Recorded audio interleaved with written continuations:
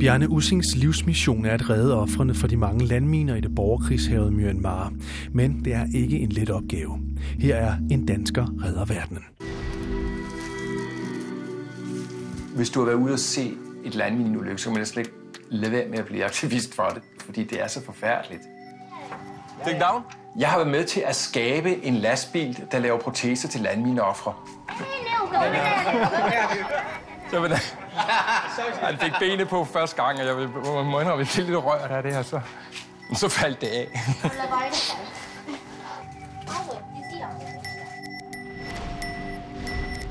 Vi lever i en kaotisk, til tider farlig verden, præget af uretfærdighed, sygdom og krig.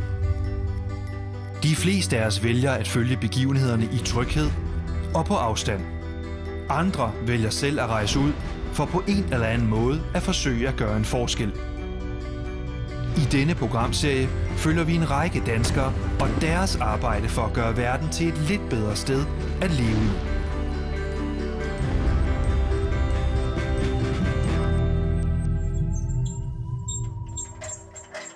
Shaver, toothbrush. I put all the important stuff in my backpack. 53-årige Bjarne Ussing er udsendt af Folkekirkens Nødhjælp til bekæmpelse af landminer i Myanmar. There's one more.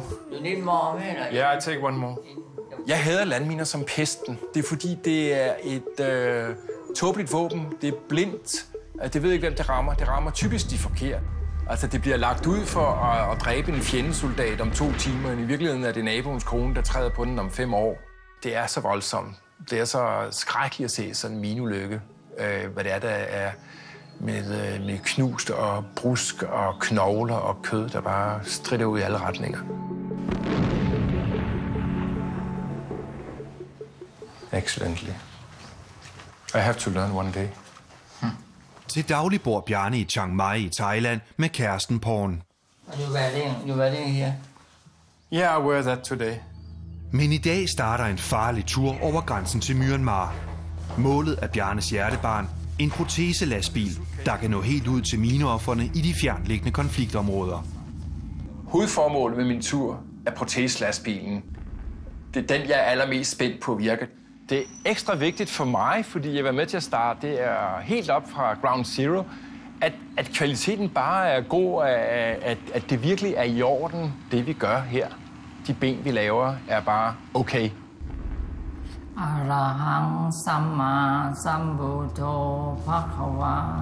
De områder, jeg skal igennem, er farlige, fordi der har været væbnet konflikt nærmest siden 2. verdenskrig.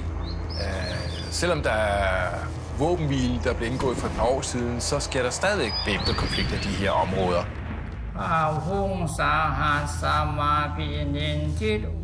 Jeg har spurgt Porn, om han er nervøs, når jeg skal tage afsted i felten og skal ind i de her områder, og det siger han, jamen det er han. Og han har fortalt mig, at han laver så et bederitual. Hver gang jeg skal afsted, så går han igennem det her ritual. Det giver ham ro, når jeg skal afsted. Og så jeg sendt afsted med lidt Buddhas velsignelse. Det er den måde, han takler det på.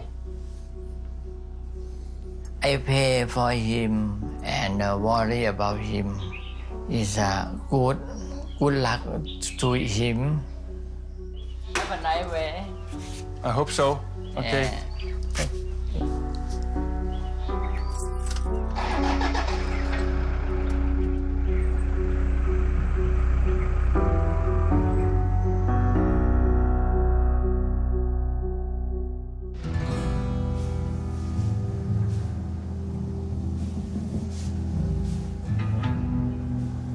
Jeg kan godt lide at være på farten, for det er jo inde i landsbyerne, det er jo inde i Myanmar, i Karen State, at landminerne ligger. Det er jo ikke, kontoret, det er jo fint nok, men altså, jeg vil ud på farten, så jeg kan møde de mennesker, som skal beskyttes mod landminer. Jeg vil møde de mennesker, der er trådt på landminerne, så de kan få den hjælp, de har brug for. Hver eneste måned bliver på verdensplan over 2.000 mennesker dræbt eller lemlæstet af antipersonelminer. Langt de fleste er civile. Landminer bliver brugt til alle mulige formål. Og det er både regering og oprørsgrupperne og private og forretningsfolk, der bruger landminer. Du bruger landminer til at forhindre folk i at komme ind og invadere din landsby eller dine områder.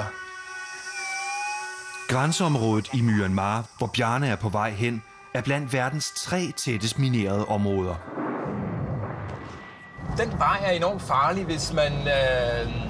hvis man ikke sikrer sig på forhånd og får oplysninger om, hvordan situationen er.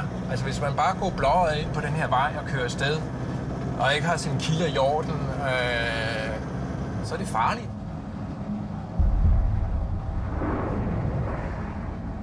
Bjarne er blandt de meget få nødhjælpsarbejdere, der opererer i dette urolige område. Som internationalt kendt mineekspert har han tilladelse til at oplyse om minerne og at hjælpe ofrene. Men Myanmars regering nægter ham og alle andre at fjerne minerne. Jeg bliver noget frustreret over, at vi ikke kan rydde minerne. Men så i stedet for bare at sidde fast i en frustration, så siger jeg, jeg kan jo bruge de andre værktøjer. Man kan lave undervisning mod landminefaren, og man kan hjælpe mineofrene, og man kan få knaldet en masse skilte op omkring mineområderne, så du på den måde kan få mineulykkerne ned. Så nu går jeg forsigtigt ud af den her sti igen.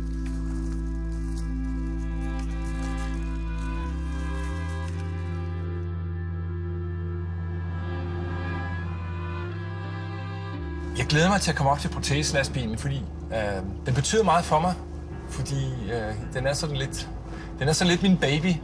Jeg glæder mig, fordi jeg skal se, om produktionen er i orden, altså om den metode, vi har, den er den rigtige.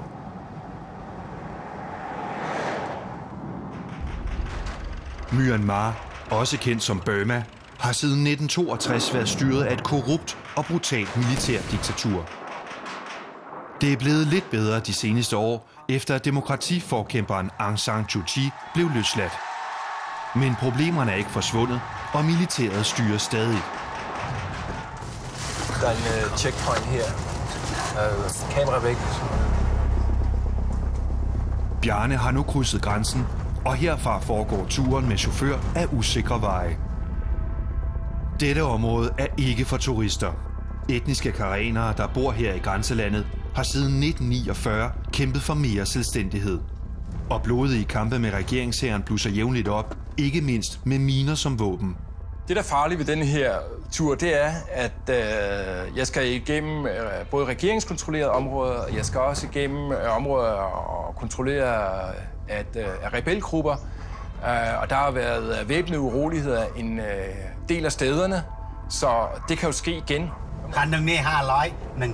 Han siger, at her skal der betales bompenge for de KBA, som er en af de der etniske rebelgrupper. Nødhjælpsarbejdere i dag er meget mere i fare for at blive slået ihjel eller kidnappet, end de var for få år siden. Der er jo en årsag til, hvorfor det sker, og det er jo fordi, der er nogen, der synes, at vi har taget parti i en eller anden konflikt og arbejder for deres fjende, og så sker kidnapningen og drabet. Og derfor er det dobbelt vigtigt at tale med alle aktørerne og gøre fuldstændig klart, hvad det er, jeg gør, og hvad det er, jeg ikke gør, for ikke at rage unåde. Du kan godt mærke, at man kommer ind i et andet land. Mere tens. Altså, det er jo et meget godt sted at tjekke, om man har højdeskræk eller ej. Og det noget højdeskræk, tror jeg har. I hvert fald højdeskræk på sådan en vej som det her. Fordi man kører ikke bare i grøftene her, man triller også et par 100 meter nedad. Og så er det ikke. Der kommer et nyt checkpoint ned. Okay. Der skal bare puttes penge her. Ja, der bliver der givet nogle penge til de KBA. We have to pay that. Jeg tænker på, at det her, jeg laver, er jo farligt. Altså, det vil være sikrere at have kontorarbejde i København. Og jeg tænker på, hvordan mine nærmeste tænker på, om de også synes, det er farligt. At de er nervøse og bange. De udtrykker ikke noget. De har tillid til det, der tager afsted. Jeg tror, at de vælger at leve med den angst, fordi det er vigtigt, det jeg gør. Bjarnes interesse for Myanmar er en gammel passion. Allerede som ung var han aktiv i Burma-komiteen, der kæmpede for demokrati i diktaturstaten. Hej. Det hele startede i København, og når han for en sjælden gang skyld er på besøg i Danmark, mødes han stadig med vennerne fra dengang, da solidaritetsarbejde stadig var et modeord. Bjarne, kan du huske det billede, der blev taget af dig i Himalaya? Nej, men det må jeg have kamera på maven. Det var togturen eller hvad? Nej. Så det der jakke. Du havde lånt den der jakke af. Fordi det var iskoldt. Da jeg var yngre, der var jeg ret aktivistisk. Jeg gik ind i boykot landminer og boykot Myanmar, og det hele startede jo nok med, at jeg blev sendt ud af Mellemfolkeligt Samvirke som solidaritetsarbejder.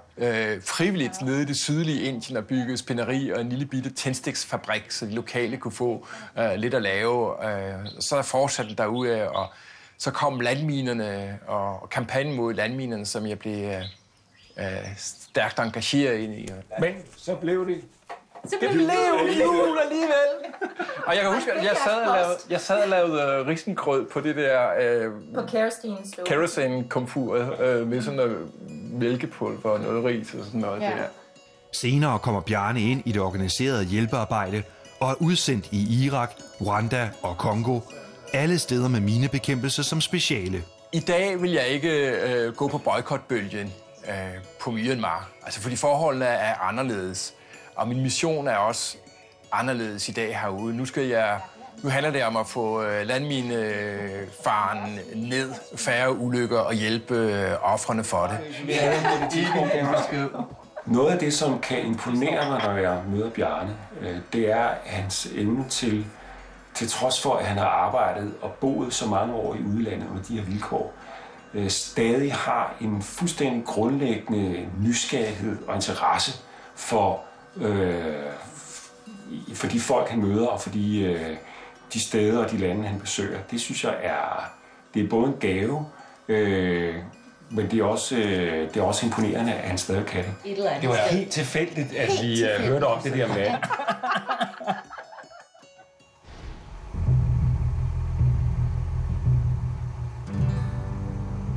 Bjarne har overlevet køreturen og er nu på vej til karenerlandsbyen Kokai. Området her regnes for et af verdens mest minefyldte, og 5 millioner mennesker lever i daglig fare for minerne med kælenavnet sovende soldater.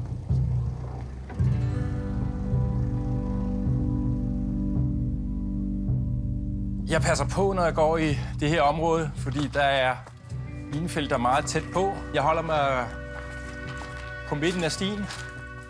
Ikke noget med at tage til siden for at tisse eller sådan noget, fordi minen kan ligge få meter væk.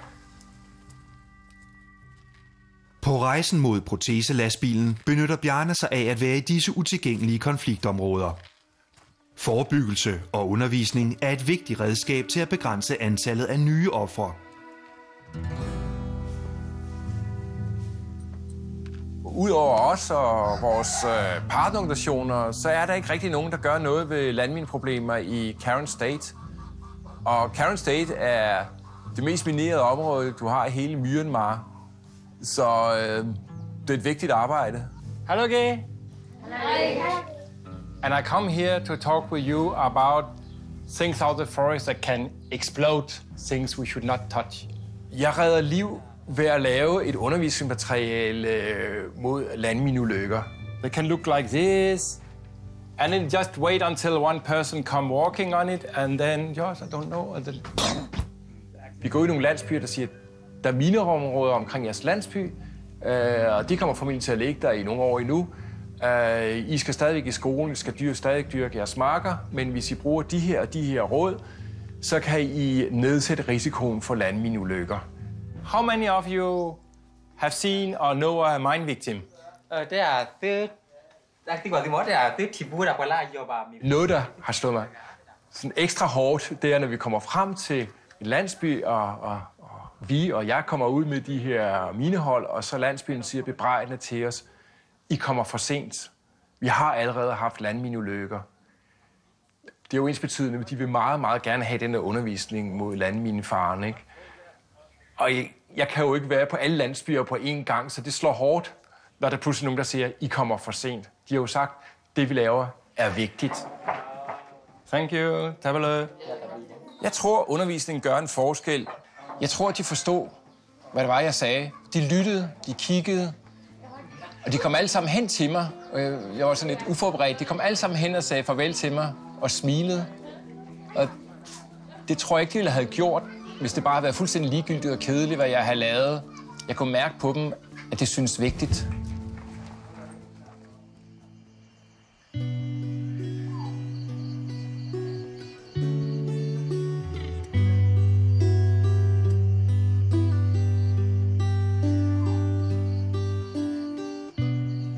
Når jeg er på mission, så savner jeg min kæreste. Det er jo ikke sådan en konstant savn. Vi lever i, at jeg ofte er ude at rejse. Så det, jeg kan være opslugt af arbejde i en periode, kan gøre, at det kan dulme savnet lidt.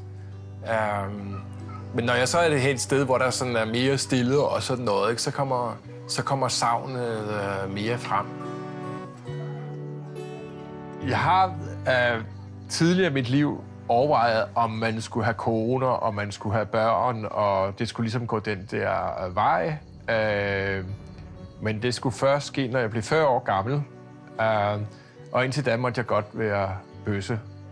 Det er nok, fordi jeg har været skræmt af at blive sådan en gammel bøsse på 53, som jeg er en nu.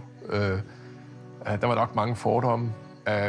Og i dag skulle jeg altså være gift for 13 år siden. Det er så ikke det, der er sket. Jeg lever lykkelig med porn.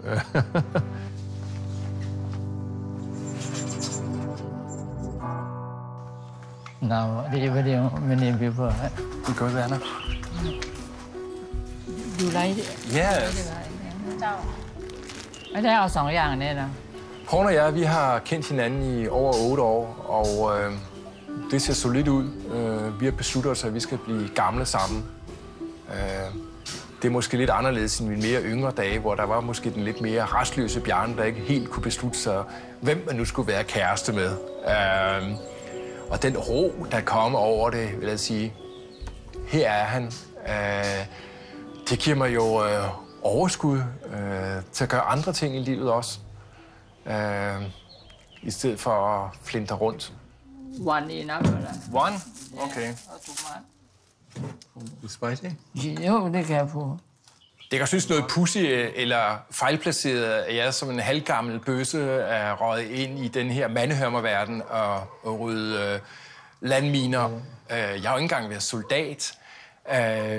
Men jeg har ikke oplevet nogen diskrimination. Jeg er mig selv, de er som de er, og vi mødes og har det fint og drikker bajer på brune værtshuse. Så det er altså gået meget bedre, end jeg havde forventet. It's not too much. It's not too spicy. More, I don't know. You don't know? I don't count that. You just pour in? Okay, but it's not too spicy. It's nice. Bjarne har vidst, at han var homoseksuel lige siden ungdomsårene. I Thailand er det ikke noget specielt farligt at være bøsse, men i andre lande har Bjarne oplevet homofobi på nærmeste hold. I Afrika, i en sag, hvor jeg skulle ned og opklare noget korruption, og så var hævnagten så, at de anklagede mig for at have voldtaget nogle mandlige medarbejdere. Men der er faren jo, at de kan jo så misbruge det der, at de kan så komme med en falsk anklage mod mig. Men det lykkedes så ikke for dem, og de røg ud. Og jeg blev evakueret og kom sikkert hjem. Var enough? Enough for the moment. Okay.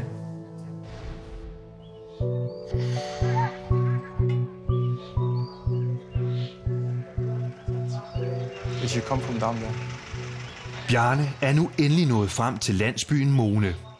Det har krævet speciel tilladelse fra Forsvarsministeriet at nå så langt. Det er her, han skal møde sit hjertebarn, proteselastbilen. Jeg er virkelig spændt på at se, om det virker. Altså, er der noget, der er gået ged? Er der nogle materialer, der mangler? Er der noget personale, der løber væk? Altså, der er mange ting, der kan gå galt. Og jeg glæder mig bare helt vildt meget til at se den proteselastbil. Lastbilen har stået stille i et år på grund af pengemangel, men det er lykkedes Bjarne at samle midler til, at den nu igen er mobil. Det er første gang, han ser den i sin nye udgave. Oh, it's coming there. Proteselastbilen, det varmer mit hjerte, fordi jeg har arbejdet med de her mineofre i mange år, og jeg kan igen og igen se, hvordan de ikke kan komme hen. Jeg har set mineofre med håbløse, smertegivende proteser lavet af bambus og rør og træstumper og sådan noget andet skrammel. Og de så pludselig kommer hen og får sådan en god protese, der sidder perfekt på benstumpen, så de kommer ud og gå ordentligt og mere smertefrit end før. Og så se den komme fra sted til sted.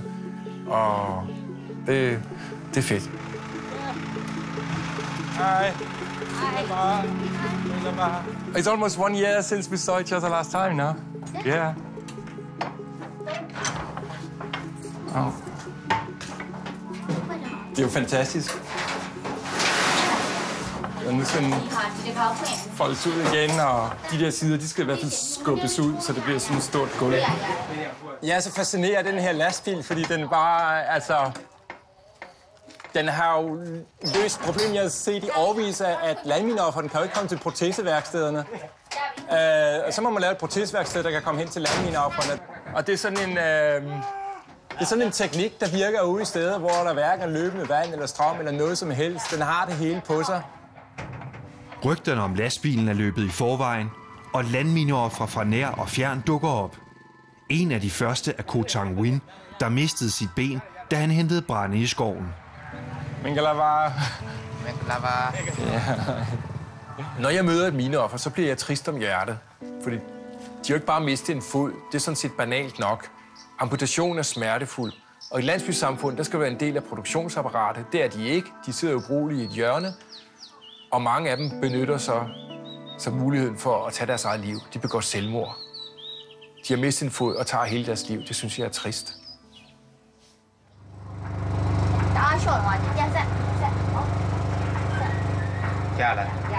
Det der er med hans ben, det er, at der er sådan en stor kødklump på underbenen, altså en del af lægen er med. Og så er der sådan foran, der er der ligesom knoglen, altså, og det, man skal passe på, det er, at protesen ikke rører direkte ved knoglen, så vil den blive meget smertefuld at gå i. Det er derfor, hun famler rundt på hans benstump. Jeg er vildt imponeret. Altså, de har bare styr på det.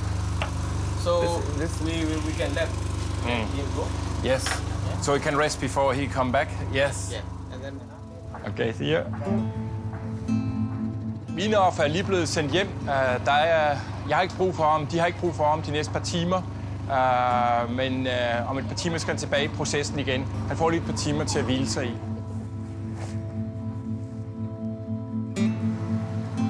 Mingalava. Mingalava. Der kommer flere og flere mineoffer herhen, og det er jo fuldstændig vildt. Altså, bare i den lille landsby, så dukker de op. For enden skal de bare en ny fod eller en protese på, og så videre. Jeg må nok være sådan ret overrasket over, hvor mange der er. Han har været udsat for en alvorlig landmineeksplosion, der ikke alene har kostet den højre fod og underben. Man har givet kraftige arskader på hele det venstre ben, og han er også blevet blind på det ene øje af den samme eksplosion, så det har været en ret heftig antipersonelmine, der har ramt ham. It's okay?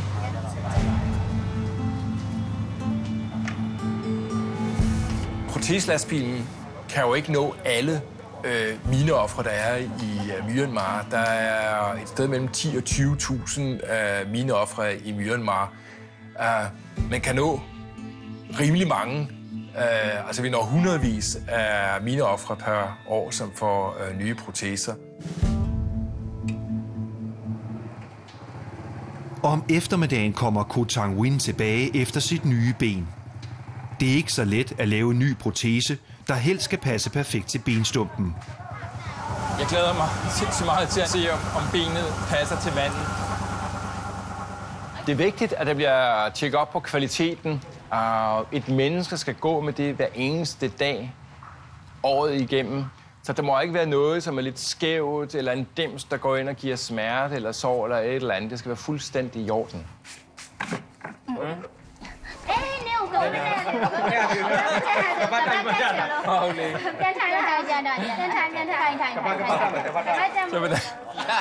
Han fik benene på første gang, og jeg må indrømme, at det lidt rørt af det her, så faldt det af. Jeg vil være ret... Det skal bare lykkes. Altså... Jeg bliver ked af det, hvis han går herfra, og det ikke er lykkedes. Jeg tror, alle er spændt.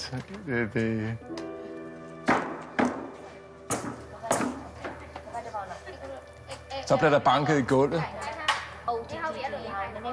Hvis det var smertefuldt, at han ikke har gjort de der bevægelser der med at stå og banke ned i gulvet på den måde.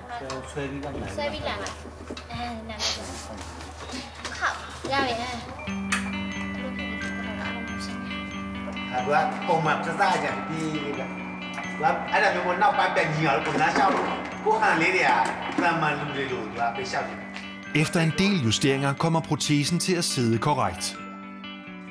Ko Tang Win har fået et nyt ben.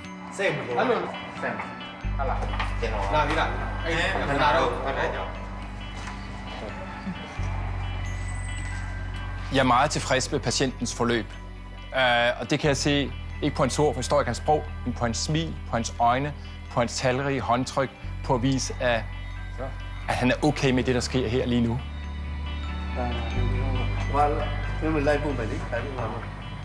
Sidste gang han tager min hånd, så giver han den også over til landsbyhøvdingens hånd.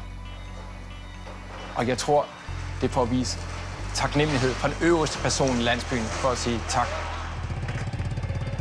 At det giver mig en stor følelse af glæde. Det er jo en forfærdelig situation. Det har været 40 års borgerkrig i det her område. Og et efter et kommer landmineofrene ud til den her lastbil og kan begynde at gå igen. Jeg føler mig som en person, der har vundet 1 million i lotto. Det er så bare ikke til mig, men det er til mineofrene. Okay. Det var fantastisk at se lastbilen, og endnu mere fantastisk at se lastbilen folde sig ud. Og folk, der ikke er gået, pludselig kommer og samme dag kan tage de første skridt på deres nye ben. Og det kraftigste, han sagde til mig, ham der, det var, at han sagde på et tidspunkt, det er så meget hans eget ben, så når folk de træder på en skummifod, så siger han au. Det var noget af det bedste, jeg hørte fra ham. At det er hans ben, det er en del af hans krop. Den største ulempe med proteslastbilen, det er, at vi har kun én. Jeg vil gerne have, at vi havde flere proteslastbilerne. Det tragiske er, at det nogle Myanmar nu også har væbnede konflikter. Der er blevet spredt mange landminer inden for de senere år. Og der kan den her lastbil ikke nå op. Altså, landet er på størrelse med Frankrig. Den kan jo ikke køre rundt over det hele. Så drømmen er, at der kommer flere proteslastbiler.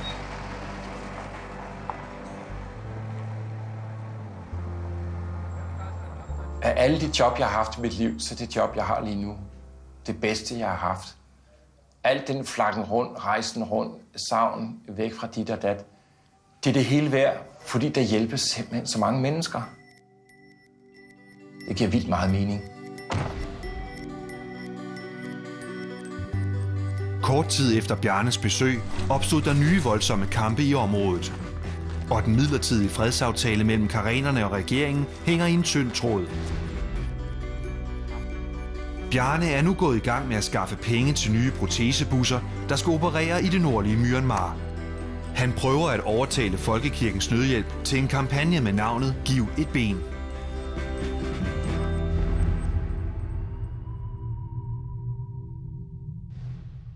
Lige om lidt er vi klar med Deadline, og bagefter.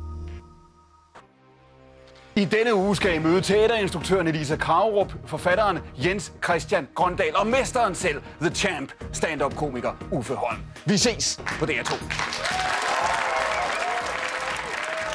Det er lige efter Deadline, som vi stiller om til her. Denne aftens vært er Nynne Bjerre Christensen.